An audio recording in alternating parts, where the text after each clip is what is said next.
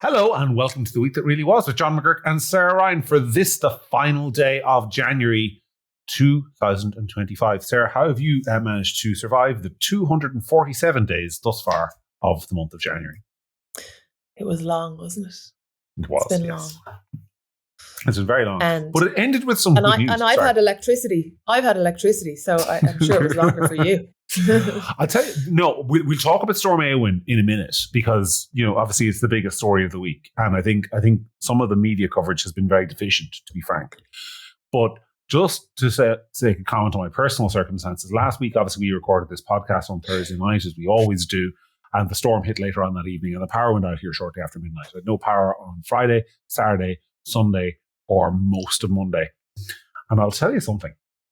When you've no electricity and you've no internet and you've no television and you've no heat, you've no water, and you're just sitting there in darkness from 5 o'clock in the evening with candles, the long old time, Sarah. Time really drags. I didn't know where you were going with that. Yes, there are limited things you can do. Yeah, and also it was pretty cold at times. Pretty cold. So I think there's, I mean, I don't want to make light of it at all. Like, I mean, I appreciate that I did not lose my electricity, but I know people who did for long periods of time and they were cold and it was awful. So yeah, well, I think I've discovered the reason why people in the olden times had very large families, put it that way. Yeah, I had to go there. All right. There's good news to end the month of January for you. Last week, at the end of the podcast, you made some frankly unfair remarks about Trinity Seanad candidate Catherine Zappone. Well, as we are recording this, the Trinity Seanad count is proceeding. And the good news is, from your point of view, I'm of course neutral in these matters, that Catherine Zappone will not be a member of the next Seanad, having been eliminated with not all that many votes. That's a shame. The possibly bad news. I don't know. I think I'm just going to say, I said it last week. I feel very strongly that somebody who had a party during COVID regulations in the Marion Hotel, and then there was subsequently an inquiry into whether or not that party breached COVID regulations. This person refused to come back to Ireland to answer questions about that party and is now running for office again. I think that person is unfit for office. And I think that the electorate, the Trinity electorate, were on that particular subject correct. Oh, I wouldn't give the Trinity electorate any credit at all. That's where I'm going. That's why I said on that particular candidate, they were correct. Go on. Well, because at the moment, and as we're recording this, the final count is happening. So if I look like an imbecile when this goes out tomorrow, I mean, first of all, it won't be the first time I've looked like an imbecile, right? But secondly, at the risk of looking like an imbecile, it looks very like Senator, by the time you listen to this, maybe Hazel Chu will pip to the post a guy called Aubrey McCarthy for that final seat in the Seanad, which would mean the Trinity has elected Senator Tom Clonan, Senator Leanne, whatever her name is, so I can never remember her name, and Senator Hazel Chu. Sorry, Lynn Ruane, that's her name, yes. That will be the trio that's been sent. And it just strikes me. I mean, this is the final ever Trinity election. And Trinity is going out the way it came in as a rotten borough. It's just a rotten borough. I mean, and I want to put it to you that, like, it used to be a rotten borough in a kind of a noble way, because some people think that, you know, Kevin Myers and myself are just West Brits who don't like anything that happened in this country since independence. And that's not entirely true. Because one of the things that I think is really to the credit of the Irish state when it was set up was those Trinity senators, because it was designed to be, Sarah, a rotten borough. The whole point of it was it would elect Protestant representatives of the unionist, the ex-unionist community. That was the point of it. It was one place where if you were a prod in Ireland, God love you, you could possibly get elected. Guaranteed was the Trinity Seanad. And the idea of it was to give like that minority a bit of representation. And it's still a rotten borough, but the old prods don't get look in anymore. Now it's just the most extreme left-wing progressives are guaranteed a seat. I mean, something like 80% of the votes in that election went to people whose politics I would consider somewhere in the sort of bracket between fruitcake and dangerous lunatic. And 80% of the votes went to candidates like that. So I think it's just, I'm delighted that that is the final ever Trinity Seanad election. And I say that as a Trinity graduate of a kind, I guess, if you count it 2-2. And when it is reformed, because this is the last, what will it look like? I mean, is there a chat? I suppose, is it possible that Hazel Chu will only be a senator for one term?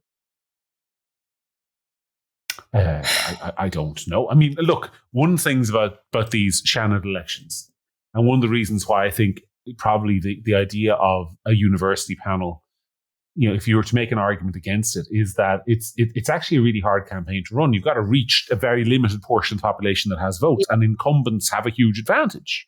So once you get elected, it's very hard to be unelected because you have access to all the powers of incumbency to reach out to your constituents on a regular basis. I mean, Michael McDowell was re-elected with 33% of the vote in the other panel in NUI. Ronan Mullen cruises in with 22% of the vote, I think. And over half the votes went to 2 of the 3 incumbents in the NUI panel. Yeah. And in Trinity, I don't have the percentages to hand. I'm sorry, I've been away for most of the day. But like the 2 incumbent senators, Senators Ruan and Clonan, cruised home. And it was the vacant 3rd seat that was contested. So I haven't seen the full results for the NUI, but as far as I can see, 5 incumbents sought re-election, 5 incumbents were re-elected. Because I think Alice Mary Higgins was in the driving seat for the 3rd and final NUI seat. She is, of course, the daughter of the president. So no, I think if Hazel Chu gets elected to that Seanad seat, chances are, like Ivana Bacik and other people before her, she will have that seat for the remainder of her days, should she choose to accept it. Of course, I don't think she will. I think she has loftier ambitions. And who doesn't praise somebody who's ambitious in their own way? Well, and then obviously her council seat will be co-opted to someone else. Is that the way that goes? That is true. She cannot be a member of the Seanad and Dublin City Council at the same time. But I mean, in fairness, she's been trying to get out of that old city council seat for ages. So, I mean, congratulations to her. She's made various efforts to escape the council seat, and now she has. So yeah.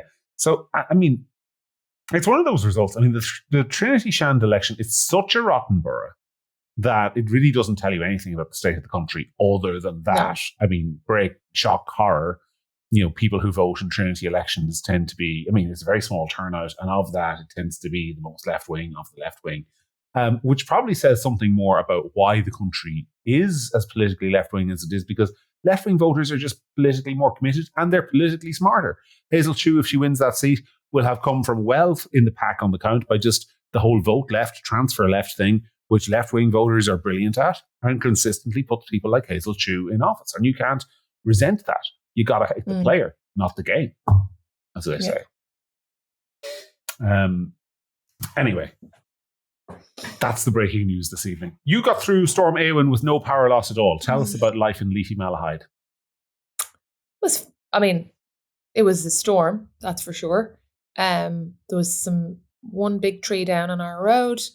And, at times at around 6 o'clock in the morning, it felt like the roof was going to come off, but it wasn't. I mean, I'm certainly saying, I was joking last week saying there better be some wind after the schools closed and everything. That it was definitely a bad storm, for sure. But we were not without electricity. Why are you smiling like that? Like I can't help it if my electricity didn't go and you were in the dark. Don't blame me, John.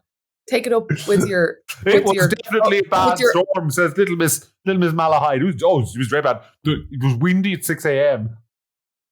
No, it wasn't as bad in Dublin as it was in other parts of the country. Look, that is my point. Look, I'm going to do my anti-Dublin thing. You're salty because you just had to go and stay somewhere out of your house. That's what's wrong with you. Yes, I am. But take it up with your overlords, not me. But that's what I want to do. I want to advance the cause of my own self-interest and the self-interest of rural Ireland. Because, honest to God, I mean, I'm in Tipperary. My brother's in County Monaghan. I got power back faster than he did. I have relatives up in Donegal. My wife's relatives in Donegal, who were at one stage were told they wouldn't have power back until like today. And then you've got, poor old Declan Ganley, my old friend, over in Galway, where they've been told they won't have electricity back to the 5th of February. And my point, Sarah, is this. We are constantly being told, I mean, if you watch Declan's video on YouTube, it's on the Gript YouTube channel where he just has a go at Eamon Ryan. I mean, it's very cathartic, I think, for a lot of people. But a point that he didn't make, which I think really needs to be made, is that we are constantly told in this country that we have to prepare for climate change. And yet we've done absolutely nothing to prepare for climate change. If these storms are going to be as bad as this, which is what we're told, we're going to have more of this now, this is climate change, it's here, expect this in the future, then why has nobody done anything to harden the power grid, and put essential lines underground, or even no, I appreciate you can't do that overnight, but you can make a start. Yeah. It's very annoying. I mean, if you felt very strongly that this was going to become the norm, why are you not planning accordingly? Is basically what you're saying. And nobody is. I asked that question on Twitter this week, and I got the most depressing answer of all time from our mutual friend, Jason O'Mahony, who often provides depressing. You know what it was? What? He just asked a question. He said, and I'm going to ask the listeners this question as well. If you had, during the last general election, encountered a candidate who put a leaflet in your door, and that leaflet said, my number one priority will be the security of the national electricity grid and hardening the overhead power line infrastructure in case we get a bad storm, because this is a risk and our grid needs to be upgraded to protect you from future disasters. How many votes would that candidate have gotten? As opposed to the candidate going, I'm going to give you a $5 on the pension. And he fixed the road. And I fixed the road. And I fixed the road. Yeah, but I mean, like, there's two things. I mean, I am a bit reluctant to there's two things. A storm, a unique, extremely, but this was an extremely unique, worst of its kind storm. Now, I take your point that we're being told that this is going to become the norm, but it hasn't up until yet. And, I think that sometimes there's a bit of a rush to blame. But I think that in this case, as you're saying, if climate change is going to make this normal, and this is going to be the thing, like, we as a country are completely unprepared for anything. Now, rising water levels, extreme heat, extreme cold, extreme wind. Not one of those things isn't catastrophic, really, if you think about it. I mean, if we got really hot summers, God forbid, like, and I'm talking about really hot, like for Ireland, 32 degrees. Like, I thought you were going to say really hot for Ireland. I thought you were going to say, might touch 16. No, but you know what I mean? Like, 30 is hot, but like 30 in Europe is like not that big of a deal. We don't have air conditioning. Like, I guarantee you, if we had a heat wave in June and it was 30 something degrees, they'd close the schools. Yeah. Because none of those schools have air conditioning. The rooms would be too hot, right? So that's one extreme. If it's really, really cold and there's ice, we don't have snow plows. We don't have anything like that. No, nobody's cars are equipped for anything. So we're not equipped for that. When it's really windy, we're not equipped for that. So if all we ever hear, and I do agree with Declan in the sense that, like, he's talking about, and he was on News Talk as well, and he was good. And then he was kind of, and this isn't a surprise, but like at times, like, deliberately misunderstood what he's saying. But like, if we're being taxed all the time, carbon taxes taxed all the time in the name of, climate change and improving and whatever, surely there should be some money there to make some of these changes if this is all about to happen to us any minute. If all these things are imminent, which we're told all the time they are, and this isn't an argument about whether or not that's true, but if you believe it, where's the planning? Yeah. I mean, look, for me, I don't know. I'm sure I've said this on the podcast recently. I may even have said it last week, but I'm going to repeat it. Like, you repeat your point about Catherine Zapponi, which also bears repeating, I think, in fairness. Like, we can't stop climate change. Can't do that in this country. You could, like, I wrote a piece, I think on Sunday from the hotel I was staying in, which pointed out that this country produces 1/33,000th. Yeah. Why are you laughing at me? I was just laughing. I just think it's so grumpy. I'm so grumpy. I don't do well. I don't do well without the electric. Look, I just realized this week that I am a creature of modern comforts, right? I am not. Do you know all this sort of like this man movement on the internet, trying to like reconnect with nature, be a proper old man, eat red meat, old fashioned man, go out, eat red meat, like, do a digital detox. Yeah. No, that's not build me. Your own, no, I am. Build your own generator. Yeah. I am a soft, weak, modern, cosseted, useless man who goes to pieces at the first sign of having to light a candle or sit there in the cold. And, I'm just not. So, ladies, first of all, I'm taken, but, I think it's good that I am, because I don't think they'd be queuing up to benefit from my leadership in the case of a cold and a dark storm. So I learned this week I'm not built for extended periods of darkness without electricity. I'm sorry. Anyway, you've admitted you went to a hotel. Go on. I needed to work. Right? So this is one of the things we'll be doing in this house is investing in a generator, because it turns out that the taxes I pay to the state in return for basic infrastructure like electricity and water to be supplied to my house don't actually count. So I'm going to have to become like one of those American prepper libertarians and make sure that I have everything I need here. And I think a lot of people I've talked to this week in rural Ireland have come to the same conclusion, which is why generator prices, I think, are up 30%. My advice is wait for the summer. Forgive my ignorance, but what would a generator set you back? It really depends on the house, but like, if you're, for example, getting one that you need to run a farm, like without buildings and stuff, like you're talking 10 grand for the sort of like moderately industrial scale ones. But I'm expecting to have to pay several €1,000 to get a generator, so I'm not rushing into it. But it will have to be done before next winter, because we can't. I at the end of the day, without wanting to sound like an absolute arsehole, Sarah, I run a national media business from rural Tipperary. I can't do that if I can't be certain of the electricity supply. It's not fair on my colleagues. It's not a holiday day. I can't just be like, oh, well, I'm taking 4 days off because there's no power. I felt an obligation to go and spend money to go somewhere where I could work. Yeah. And when I did, I got there. One of the things I wrote was a piece about this where I was saying, look, we produce 1 in 33,000 of all the carbon dioxide atoms emitted by human activity anywhere in the world. If you leveled the island, if you killed every man, mammal, reptile, and amphibian, and left only grass and trees growing, we would not alter the trajectory of the global climate one iota. And people don't seem to get this. Like, there seem to be kind of people in the Irish government, and much more worryingly, people in the Irish population who genuinely seem to think that if we're just really good about the climate, we'll get our own special climate change free zone around Ireland. That, like, we'll actually, somebody said to me not that long ago, a relatively smart person who was on the liberal side of things and was kind of scathing about the Americans. It was like, yeah, well, they won't be laughing when they're afflicted with climate change. And I was thinking, but we'll be afflicted with it too. If you're right, we can't stop this on our own.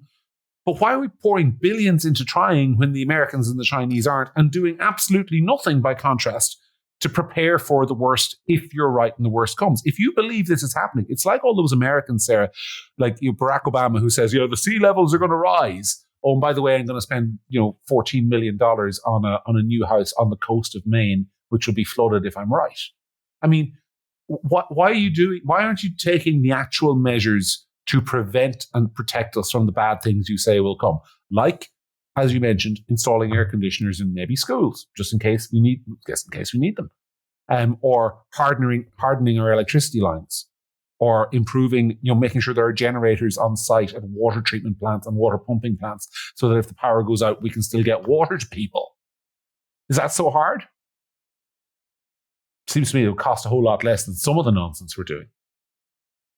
Well, I mean, look, Children's Hospital, probably will endeavour to do that sometime. But in the meantime, it's really important that we figure out who's sharing and for what period of time they're sharing a junior ministry. Do you know what I mean? Because we'll get to that in a second. But just, you mentioned the Children's Hospital. We've got important things to talk about. But you mentioned the Children's Hospital. Like, one, people might not be. Everyone who listens to this podcast is aware of the Children's Hospital. Very few people, I think, who listen to it are aware of another boondoggle called the North-South Interconnector. Have you heard of the North-South Interconnector, Sarah? Yeah. You have? Yeah, okay. But you probably don't know, like, this thing was announced like 15 years ago. And the objective of it basically was we'd run power lines from basically Meath up through Cavan, Louth, Monaghan into Northern Ireland and connect us to electricity, get really dirty, awful nuclear electricity from places like Sellafield in the UK, and be able to back up power the grid in case of emergency demand. The thing has been delayed for years. You know why it's been delayed? Because sorry, I should let you answer the question, but I'm presuming that you don't. No. It's been delayed because basically the locals whose land is going to be affected by this thing have been saying, well, we want the cables put underground. It'll impact us an awful lot less. It'll impact our land a lot less, and it'll be more secure. And the ESB and the government, acting as one, are basically saying, no, it's pylons or it's nothing. And that's delayed this project for ages, even though, as we've just learned with the storm, it makes sense to put more power lines underground. I mean, I've been to your house and I ain't seen any power lines connected from poles on the road, which is why you didn't lose power. It's because your power goes to your estate in Malahide underground. So it's, I don't know why that can't be the case for more of the country. The only point I'm making. I mean, it can be the case, but it's expensive and time consuming, and we're not good at large capital projects. And that's what it would be. It would be a large spend infrastructure project that would need somebody to get their arms around it, manage it from start to finish, deal with the different, stakeholders, the different people, the different problems that arise. And as I have said before on this podcast, we do not have good expertise in that regard in this country. Yeah, I know I'm going on about this, but actually there's a last point I want to make in relation to this, which is the only reason I can do this podcast tonight / today, if you're listening on when we release it, is because of Elon Musk. It's because a few weeks ago, we installed Starlink in our house here, which means I now have functional internet.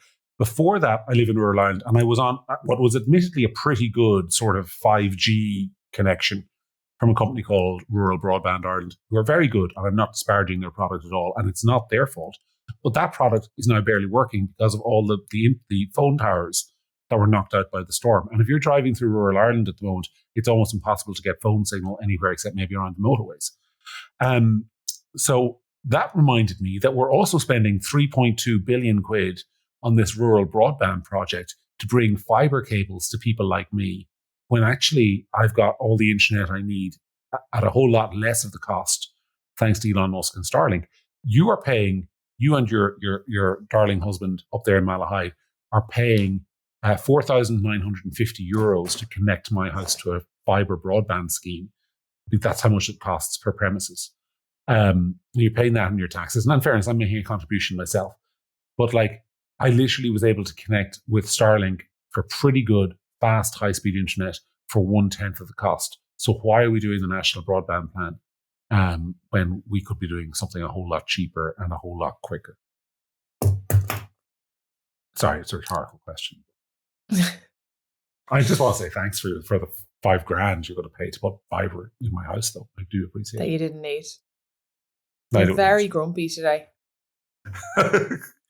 You've said Malahide in a kind of a disdainful way about 12 times. Oh no, I'm sorry. Well, look, maybe it's jealousy. Maybe it's jealousy. It is. I know it's jealousy. Your internet was gone and you're traumatized. It was probably some kind of American football game that you didn't get to watch. Again. Do you know what I didn't get to see? I didn't get to see, really annoyed me. I didn't get to see the final episode of Traitors on BBC. Have you been watching Traitors? No, I've heard about this, but I have not watched it. Is it good? You missed out. Yeah, it's really, really good. If you're listening to this podcast, some of you will have watched Traitors, some of you won't.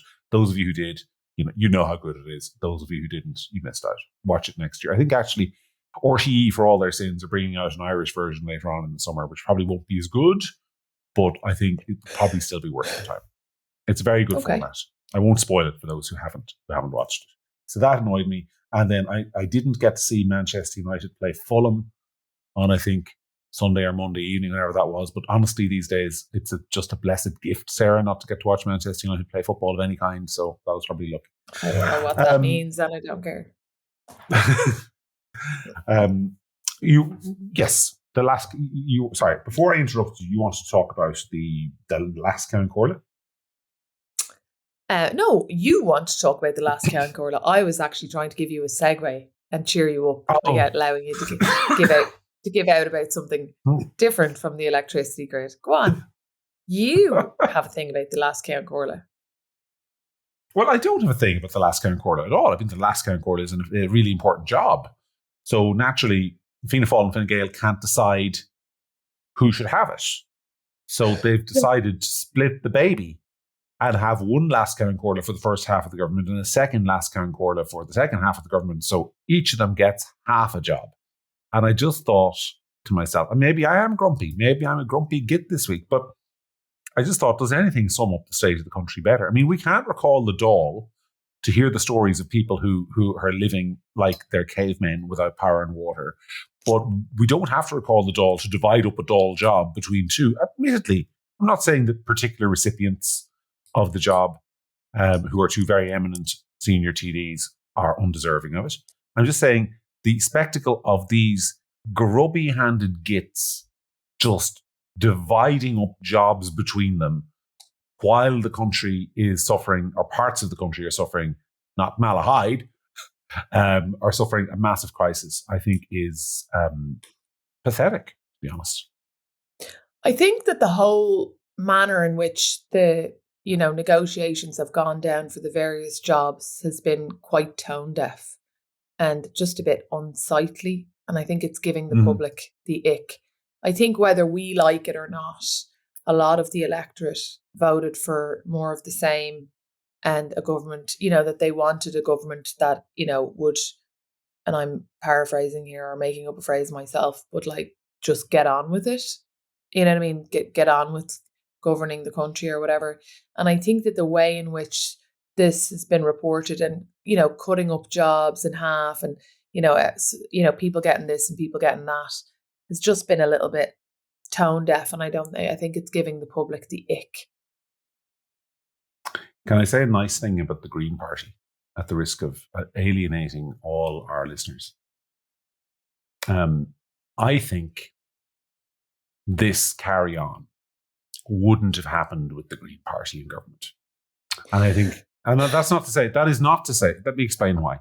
That is not to say that this government will be worse than the Green Party or that you should miss the Green Party or anything like that. I'm saying this particular carry on, this kind of orgy of grubbiness, this kind of gimme politics. I'm reminded of that famous clip of the Fine Gael councillor in Monaghan, he says, purporting to accept a bribe, I love what, give it. Oh my God, I forgot about that. That was so bad. Yeah. That kind of, spirit that is in the heart of many Fine Gaelers and Fianna Fáilers, that gimme. I want the jobs, I want the mercs, I want the perks, I want all the power, I want all the money. That spirit has been unleashed because this government is being supported by a lot of independents of that gene pool. And I think the Greens, who regard themselves, like many on the soft left, as kind of a cut above morally, I think the same would be said of the Labour Party, Social Democrats, they would have tutted their nose at that sort of thing now. They would have tutted their nose at creating a whole lot more junior ministers and being seen to hand out jobs for the boys. Whereas I think the kind of instinct for jobs for the boys has just been completely unleashed. I think when Labour went into government, they weren't shy of an old job or two. I don't think that they were any really that different from the rest of them when it came to actually the brass taxes of negotiating themselves into mercs. But I take your point. I think that the Soc Dems and the Greens would probably, the Soc Dems are untested, and I think the Greens, you're probably right. But, that this is who the government or Fianna Fáil and Fine Gael have decided to make a government with. So, that's who they've got into bed with. So that's what they're doing. But I mean, at the same time, you can't really blame it on the independents if they're making splits between the last Count Corla and nonsense like that. I mean, that's on them. Yeah. This brings me on to the case that's been taken by Sinn Féin TD Pa Daly. And, one of the best articles that Fintan O'Toole has ever written. Because every now and again, I always say this about Fintan, you can read him. I think everyone should read him every week because I read him every week, and I find he's wrong about 95% of the time. But when he's right, he's really bloody right. And this week he was really bloody right, because he was writing about this very case that Sinn Féin's Deputy Pa Daly is taking to the Supreme Court, which is basically how the government has created these extra ministries that the Constitution never envisaged existing by these super junior ministers who sit at cabinet. They've now multiplied. There's now 3 of them. And they were actually when the government went to be appointed by the president, there were 3 imposters in the photo, because the 3 super junior ministers were there with the cabinet, pretending that they've been appointed when the president hadn't appointed them at all, because essentially the government has created fake cabinet ministers and given them massive salaries. And Sinn Féin, Fintan O'Toole wrote, this is unconstitutional, and Sinn Féin's Pa Daly said that's unconstitutional, and fair play to him, he's taken a case. And if he wins, the whole grubby deal might come crashing down. John, guess what? What? Oh my God. Oh my God, they've distributed the votes, and Aubrey is ahead of Hazel 2. There's been a recount requested. Audrey is ahead of Hazel 2 by 31 votes. Oh. Well, this saves my blushes, because now I only look like I was an idiot for about half an hour. No. But 31 votes, you couldn't, nobody could have said that. So recount requested. Booyah. Come on, Aubrey, whoever you are. Yes. Sorry, you're making you're making an important point there, but my phone started lighting up from our mutual friend, and I knew that it was something important. Yes. Well, Aubrey McCarthy a couple of weeks ago declined to come on a Gript interview with myself and Leisha De Bruin, who did not get elected. So perhaps those 31 votes are a result of that call, because I don't know that Gript media interviews are necessarily conducive to winning Trinity votes. Or maybe you wouldn't be worrying about a recount, Aubrey, because you would have gotten would have been 500 votes again. We'll never know. We'll never know. No, but so it is an interesting point though about this. There's a constitutional question really about whether super juniors are unconstitutional, is what you're saying. And for once you agree with Fintan O'Toole, they could win that. Of course they could. I mean, look, you're the lawyer here and I am not. Well, yeah, constitutional law now wouldn't be one of my strong points, as I said to you earlier on. But play it out. So if they take that case and they make the argument and they win the legal argument that those positions are unconstitutional, then what happens? Does Micheál ring up the super juniors and say sorry about that and you're out? How? I mean, those super junior positions were a massive part of the negotiations of the formation of the government. Yeah, I think before we get to that, I think we should talk about what the argument is. So essentially, if you read Fintan O'Toole's column on this, and again, I appreciate behind the paywall, not everyone can, so I'm just going to give you the brief summary of it here.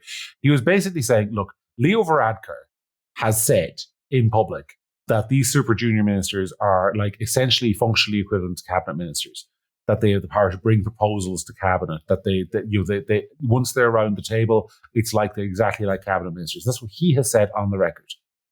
And the Constitution says that is a breach of the Constitution. You've got people who aren't members of the cabinet essentially functioning as members of the cabinet per a sitting or an ex Taoiseach. Because the Constitution says there must be no fewer than 7 and no more than 15 members of the cabinet. So I guess if they won the case, it would be that those people would no longer be permitted to attend cabinet, because it would be unconstitutional for them to do so. I suppose, what would the practical effect be? Somebody said to me today, this is the kind of thing that could bring down the government. I'm not so sure, because I think they'd just say, oh, well, you can keep the salary, you can keep the Mercedes, you can keep the whole shag and lot, but you just can't come into the cabinet. And I think probably that would be good enough. You're still a doctor, but you're not allowed to come into the surgery and you're not allowed to see patients. Brilliant. Yeah, but there are some doctors. I'm not casting aspersions on doctors as a whole profession, but there are some. I'm going to say, there are some doctors who'd be perfectly happy whose response to that would be, so I don't have to go to the surgery and I don't have to see any patients, but I still get the pay and the company car. Is that what you're telling me? And I think there are some doctors. Obviously, Sarah, there are some conscientious doctors like you who'd be like, well, I can't work, I'm flouncing off. I'm saying I think there'd be some who take that deal. Okay, forget that an analogy or example. I'll pick a different one. So you're a children's hospital, but you don't see patients or have anybody in you or do any x-rays or treat anyone. Oh, wait, hold on. Yeah, no, that probably would work, John, because that's the way we do it, isn't it? TII. Yes. This is Ireland. Yes. What a crack. And no, I didn't read Fintan O'Toole because I don't pay for the Irish Times because I don't want to give my money to the Irish Times. And I don't subscribe to it anymore. And I used that money and I donate that money to the lovely horse rescue instead. Oh, that's very nice. I do pay for it. Purely because... because, by the way, just as an aside, people may or may not know, but as a country, some of us treat horses disgracefully. And My Lovely Horse Rescue finds these horses horrific treatment of them in fields and on the sides of roads and whatever. And unfortunately, a lot of the time has to euthanize them, but sometimes rehomes them. And they're a really nice charity. Mm-hmm. And I feel better about the world giving them my money than the Irish Times.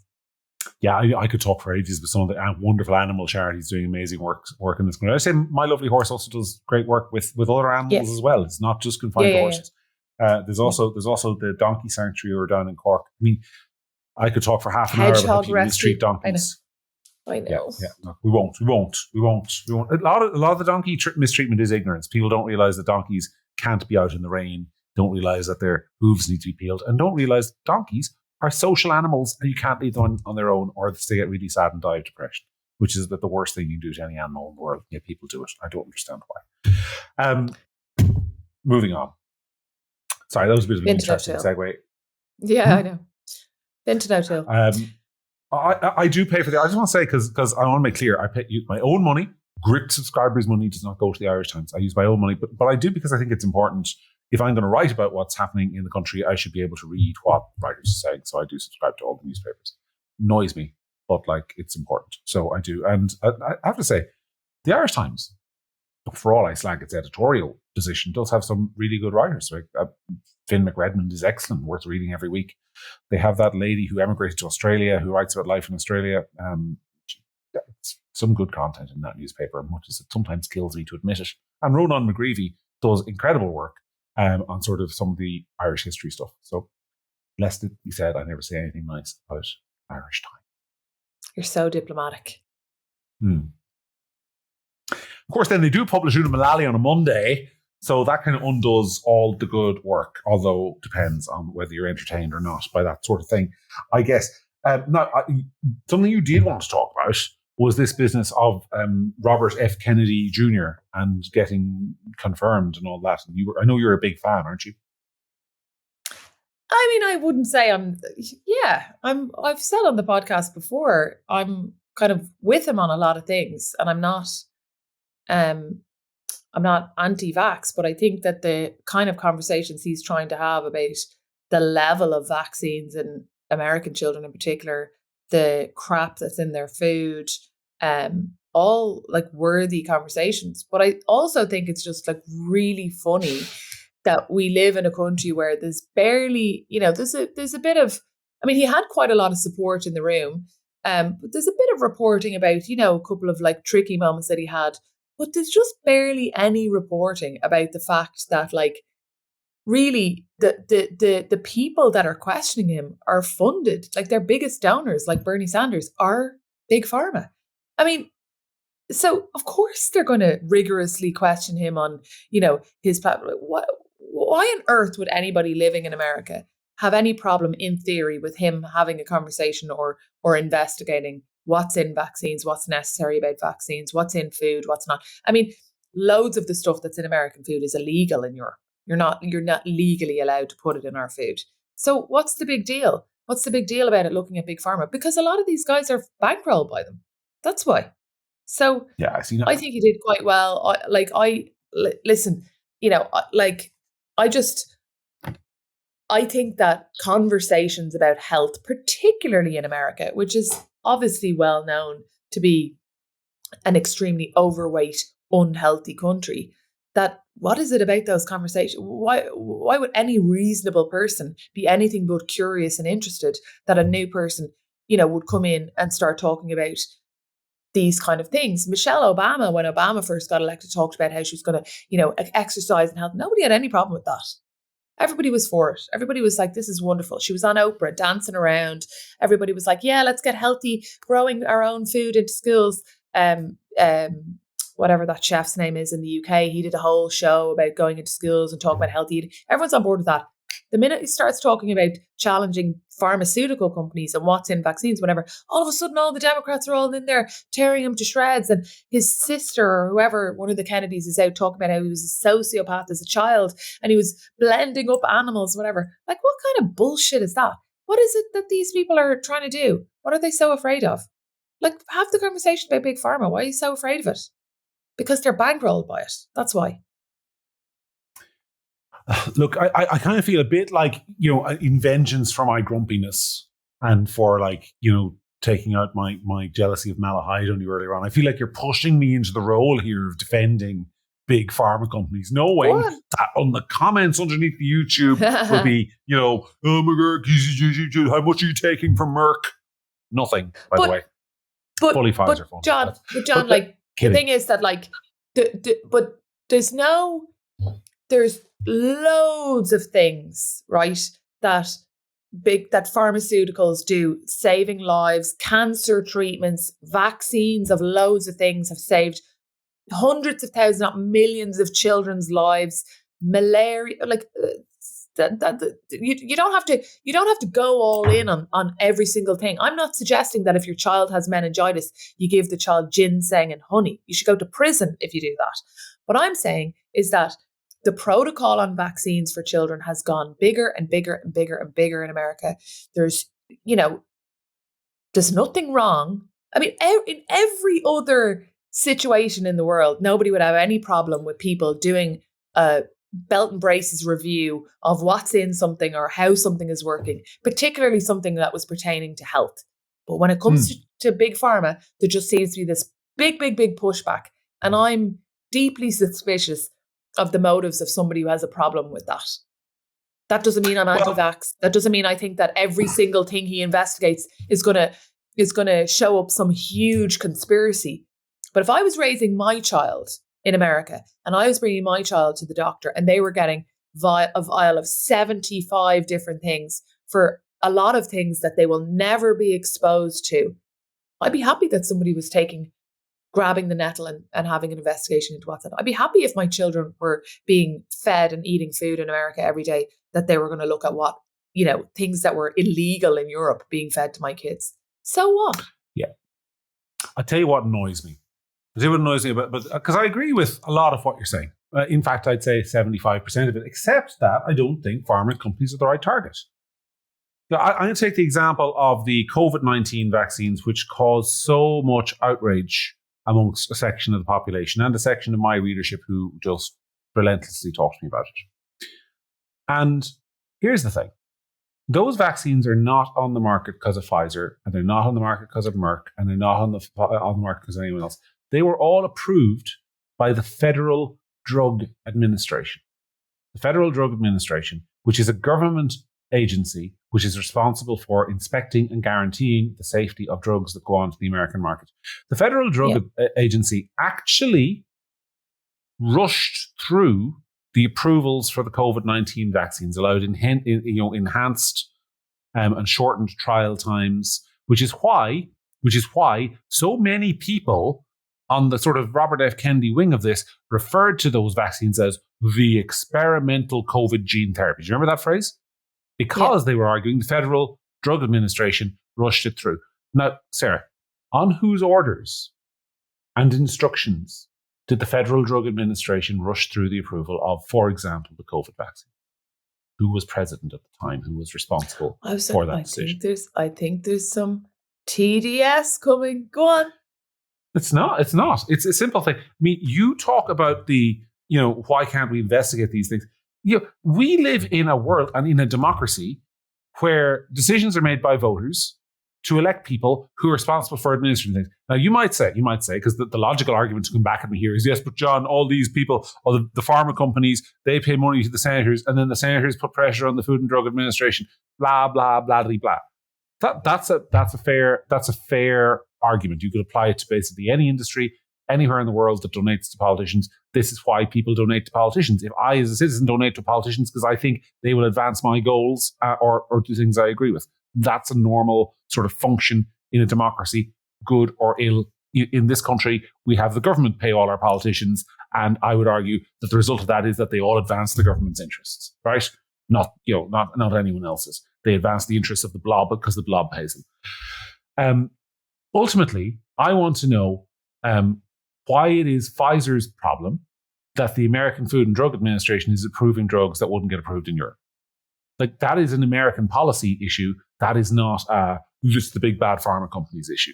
It is a policy which has been, up until now, enacted by the very man who's just appointed Robert F. Kennedy to be president, including the decision to approve the COVID vaccines. You can call it TDS, you can say whatever you want, but all this business of transferring the blame to pharmaceutical companies for decisions made by politicians pisses me off. Take some responsibility for the people you've elected over the last 50 years, Americans. That's my view. Well, I think that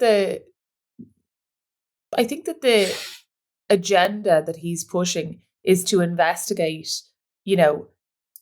pharma, how I don't think he's necessarily going to let people off the hook. I take your point that Donald Trump is the one who signed off on, but that's not, the COVID vaccine is one element of a much broader picture, which is that his agenda is health and, from food to vaccines, whatever. Like the umbrella term that's used. You say that. You say Robert F. Kennedy's. You say Robert. I'm just going to say something here. You say this constantly. His agenda is it's food, not just vaccines. It's food. It's all these things. I make a safe prediction. He's going to spend the next 4 years banging on with vaccines endlessly, and do very little on food. That's my prediction. Well, I don't think. I think you're wrong. Okay. Let's see. I've been wrong before. I might be wrong again. And I think that his track record, and if you look back on him over the years, he has been interested in not just pharmaceutical, but in food additives and those kind of things for a long time. That's been his hobby horse. He's been into that for a long, long time. All of it. Now, I'm not saying, listen, I'm old enough and cynical enough to know, he's not going to, transform everything and change everything. But if you chip away a little bit, deregulated or made illegal a few of the ingredients, looked into, removed some of the unnecessary vaccines, that's progress. And it's a lot more progress than anybody else was going to do. And it's opening up a conversation about health and vaccines. And it's not that I think he's the savior, the messiah, or he's going to fix everything or whatever. But I think that when you look at the overall picture of that hearing, right, it's in a way, it reminds me of the hate speech bill in a way. It's like the people who are trying to shut it down, they're the ones you should be suspicious of. So the people who want hate speech bills, who want to shut down speech, who want to shut down hurty words, they're the bad guys. And the people who are in there who are funded, if I was sitting here talking to you about how I was, deeply against one of the new government appointees, who was going to look into, I don't know, electricity. And I was bankrolled by an electricity company. My entire opinion, my entire stance on that is null and void because I have an agenda. And everyone who's picking him apart at that hearing is that bankrolled and paid for by pharmaceutical companies. Follow the money. So I just think, let's give him 4 years and see what he can do. But he's going to do a hell of a lot more than anybody else. And I'd rather see him try and challenge and tackle some of these problems than see Michelle Obama dancing around with Oprah like a fool. Thank you very much. There's two what did generic she do? points. Nothing. There's two generic points I want to make. Well, actually, one of them is quite specific to Bobby Kennedy. But the first one is on this thing about the money. I think you're being unfair. I think you're being unfair to those senators. And I'll tell you why. Because, they took money from pharmaceuticals. But if you look at the actual amounts, it's not. This is one of those things. This is where you make an argument that you're just condemned to lose because somebody will say they donated several hundred million. But look at the context of American donations and American campaigns. It's actually a fraction of the money that's donated. Secondly, you can make this argument basically anything. So basically, all the people who are approving Donald Trump's nominees to be Department of Education secretary, where they're in favor of putting guns in the hands of teachers in schools, so many of them took money from the National Rifle Association or the arms industry. You could, but you could make the point everybody's at it is not an argument. I think everybody's at it is not an argument, John. And I think, if you're going into a hearing about prostitution regulation, if you're going into a hearing about prostitution laws being changed, you just don't open your mouth if you spend your Friday nights at the Hooer House. Sorry. Everyone's at it is not an argument that is correct, but there needs to be a specific argument for singling out one instance of where they are at it. I mean, my point here is that you can't. There's a danger some people listening to this podcast might come to the conclusion that, for example, Bernie Sanders is overwhelmingly funded by the pharmaceutical industry. Funded by the pharmaceutical industry, sure, but overwhelmingly funded actually by the labor unions and by small blue collar donations, because the Democrats have this small money machine. Like I don't know, but I promise you, if you go and look up what percentage of Bernie Sanders' last campaign was funded by the pharmaceutical industry, it's going to be, it's going to be small. Relative to all the other funding. That's the only point I'm making. But the second point is I think it's an integrity issue. Yeah, but the thing is, like, if you do that, then you've got to dismantle the whole system, because you can't just say, well, the pharma companies can't donate. You have to make the point about the gun companies and the defense companies and everyone else. And then you'd have a Bernie Sanders paradise where actually industry was locked out of the political decision-making process, but government was completely represented, just like we have here in Ireland. I think it's good that companies can donate. I think it's good that it's transparent. I think it's good that you can sit here and go, oh, well, Mertz, Pfizer funded Bernie Sanders, take what he says with a pinch of salt. I think that's good. I think it's better than the situation we have here, where basically they're all funded by the single same state source and they all say the same things endlessly. That's my view. But the second point I wanted to make with Bobby Kennedy was this. I'm sorry. I don't like these health bores. I never have. They're always rich. They always come from privileged families. They're always the kind of people who tell you, you need to eat the organic food and the organic eggs and the organic this and the organic that. I know, Sarah. All of us know that organic food is better than processed food. We know it instinctively. We don't need these people lecturing us. Do you know what Bobby Kennedy will end up doing? He will end up making food more expensive for the poorest Americans. That's what he'll do. He will. It's like the old British debate about chlorinated chicken, where you don't want cheap American chlorinated chicken, do you? Because it's got chlorine on it. But chlorine is a disinfectant that they use in the American chicken industry to cheaply clean their chicken and make sure there's no salmonella in it. And you know what? It results in edible and cheap chicken for the poorest people in that country. Would I personally desire to eat it? No. Have I desired to take the food that poorest people eat in a society off them on the grounds that I think it's not good enough for them? No. I think that is progressive, high-handed lecturing, I'm better than you bullshit. And I've quite enough of it from influencers on the internet without listening to it from Bobby Kennedy. I'm sorry. Fight with me if you want. That's my opinion. I will fight. I will fight you, and we'll fight about this for 4 years, I'm sure. And I think that you are incorrect, that he's just going to spend the entire time talking about vaccines. And we will, come back to this sporadically over the next 4 years. Okay. I don't think that there's anybody who's ever come as close as him to looking like they might take on or challenge or explore what the hell is going on with health, with food, with vaccines, with pharmaceuticals or whatever. And I say, leave him to it. Let him have it. Go for it. And he'll be right about some things and he'll be wrong about some things. And let's see. How will we know which is which? I don't know. I'll tell you. But I don't think that, like, before he's even gotten started, I just resent a little bit at his hearing, him being questioned by people who are deeply cynical and hypocritical, in my opinion. And they're all looking for their own soundbite. They're all looking for their own soundbite and their own way of showing. And this is the state of politics all the time, particularly in America at the moment. Their way of showing that they're somehow better or nicer or better people than him or whatever. And I think they're full of shit. Yeah, well, you nailed me this week. You really strung me up. Like, you got me out because I was grumpy at the start of the podcast. You strung me up because we read the comments every week, folks, where you leave them both on the Gript website and indeed on YouTube. And I see all those kind of like, we love Sarah. Sarah could just do the podcast and just get rid of John stuff. I see it. And she's always doing this. This is a crafty strategy where she puts me in the role of kind of like anti-populist bad guy, even though I am the editor of the populist website, the only mainstream-ish one in the country. So there you go. Strung up again. Don't be mean to him. He's all right. All right, listen, we're going to leave it there. Thank you for joining us. It's a pleasure to have you with us. As always, we hope you enjoyed the conversation. We hope you enjoy it when we have a row. We hope you enjoy it when we don't have a row. And we do appreciate your viewing time and your listenership and still keeping us ahead of those other two young whippersnappers who pretend to our throne. We'll see you next week. Take care.